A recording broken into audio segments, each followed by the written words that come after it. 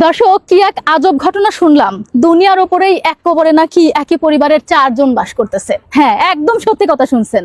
আমি চলে আসছি সেই জায়গায়। এই তো সেই জায়গা দর্শক। এই যে দেখেন, আমি এই কবরের কথাই আপনাদের বলছি। এই দেখেন, 1 2 3 4, এই দেখেন 4 হাত জায়গায় এই পরিবারের নাকি 2 ছেলে মেয়ে এবং স্বামী সন্তান থাকে। কি অবস্থা দেখেন, এই দেখেন এই অবস্থা। আপনারা বলেন তো এই ঘরটা আমি কি করব এখন? আমি এই ঘরটা ভেঙে দেব। এই ঘরে মানুষ থাকা যায় না। দেখেন কি অবস্থা, এই ঘরে কেউ থাকতে পারে?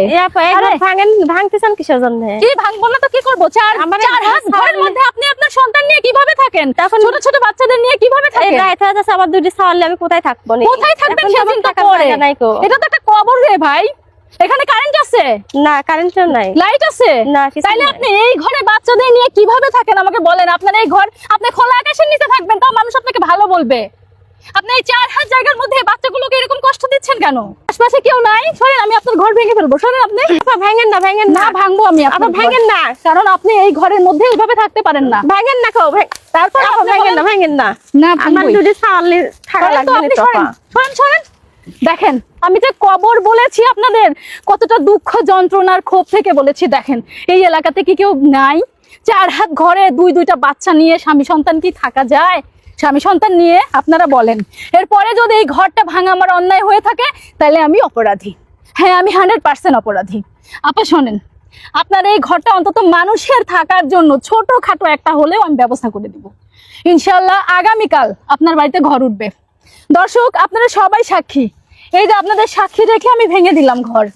এটা দেখেন, ভেঙে দিলাম। আগামীকাল এই বাড়িতে ঘর উঠবে। আগামীকাল এই বাড়িটাতে ঘর উঠবে। এখানে আপনি কয় ছেলে মেয়ে আপনার?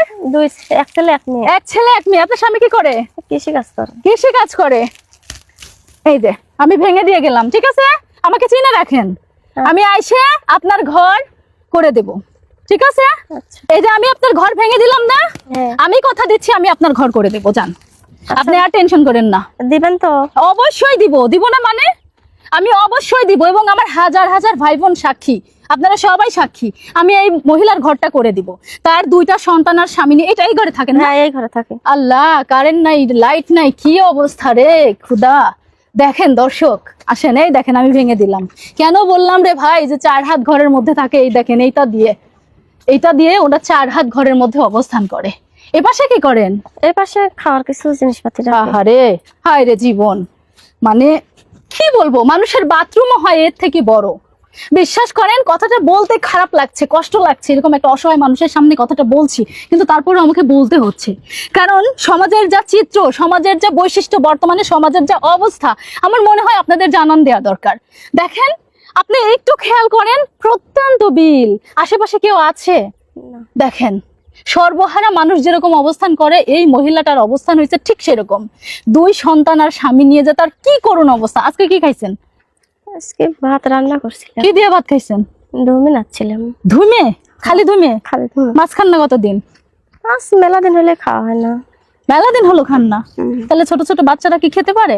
ছোট ছোট বাচ্চারা ওই খায়, কম খায় আর বেশি খায়, কইতে দিয়ে খায়।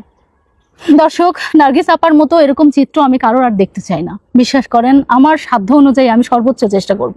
আপনারা ভিডিওটা একটু শেয়ার করেন। দেখেন, একটা জীবন্ত কবর, এটাকে আপনি জীবন্ত কবর ছাড়া কিছুই বলতে পারবেন না।